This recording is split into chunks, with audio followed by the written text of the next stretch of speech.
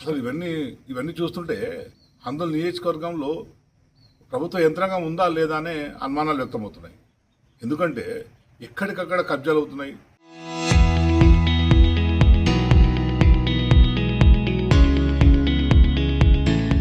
మొన్న చూసిరు అక్రమంగా రిజిస్ట్రేషన్ జరుగుతుంది ఒకటి అని చెప్పి ఒక ఆయన సూసైడ్ చేసుకునే ప్రయత్నం చేసిండు.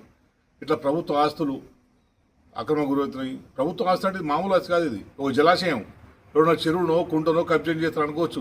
కానీ ఒక జలాశయంలో దాదాపు 10% భాగాన్ని వీళ్ళు కబ్జా పెట్టే ప్రయత్నం చేస్తున్నారు. అది మంత్రి అండతో చేస్తారు. ఒక మంత్రికి తెలకుండా జరుగుతుందా ఇది?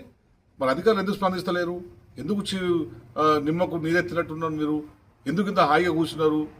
ఎందుకు మీరు వాళ్ళ మీద చర్యలు తీసుకోలేకపోతారు? అదే ఎవరైనా మామూలుగా ప్రజలు ఎట్లుంటుందంటే, నీకు ఒక చిన్న చెరువులో మట్టిని చేర్లో కొట్టుకోవడానికి ట్రాక్టర్ తీసుకొస్తే ఇక్కడ ఉన్న స్థానిక సిఐ గారు వాళ్ళ మీద కేసులు పెట్టి సతాయిస్తున్నాడు. మాకే సంబంధం లేదు, రెవెన్యూల మీద చెప్తాడు, ఇరిగేషన్ చెప్తాడు. ఇక్కడ 100 వెహికల్స్ పనిచేసిన ఏం చేసిన మీద యాక్షన్ తీసుకున్నా? అక్కడ చేపల చెరువులో అక్రమంగా కరెక్షన్ తీసుకున్నారు, అక్రమంగా తవ్వుకున్నారు, చెరువులో తవ్వారు, అక్రమంగా తవ్వారు. వాళ్ళ పట్టా భూములు కావు, పట్టా రైతులు వేరే ఉన్నారు. వీళ్ళు ఎక్కడి నుంచి వచ్చినారో తెలియదు. కానీ కాంగ్రెస్ నాయకుల అండతోని అక్కడ చెరువులు తవ్వుకున్నారు.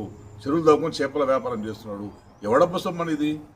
ప్రభుత్వ ఆస్తి కదా, అది ప్రభుత్వ భూమి కదా, రైతుల భూమి కదా.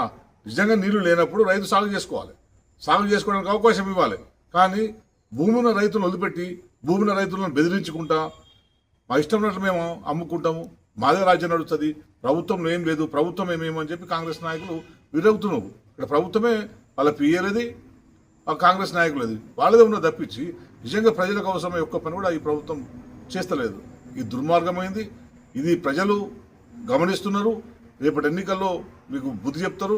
నేను ఆంధ్రప్రదేశ్ కూడా విజ్ఞప్తి చేస్తున్నాను, ఇటువంటి ఎక్కడెక్కడ అక్రమాలు జరిగినాయో అందరూ కూడా మీరు మా దృష్టి తీసుకోండి. తప్పకుండా వాటన్నిటిని ఉన్నతాధికారులు తీసుకుపోదాం, ప్రభుత్వ ఆస్తుల్ని కాపాడుకుందామని చెప్పి నేను ఈ సందర్భంగా ప్రజలందరికీ కూడా నేను విజ్ఞప్తి చేస్తున్నాను. ఎందుకంటే ఒక్కటొక్కటి బయటకు వస్తున్నాయి, ఇంకా చాలా ఉండొచ్చు.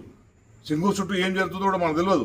అందుకే సింగూరు చుట్టూ నాకు అర్థమవుతుంది ఏంటంటే, సింగూరు చుట్టూ జలాశయం మొత్తం కబ్జా చేసే ప్రయత్నం చేస్తున్నట్టు నాకు అనుమానాలు వ్యక్తమవుతున్నాయి. మీరందరూ కూడా ఎవరైనా ఉంటే చుట్టుపక్కల గ్రామాలు కూడా ఏమైనా సమాచారం ఇవ్వాలని చెప్పి నేను కోరుతున్నాను.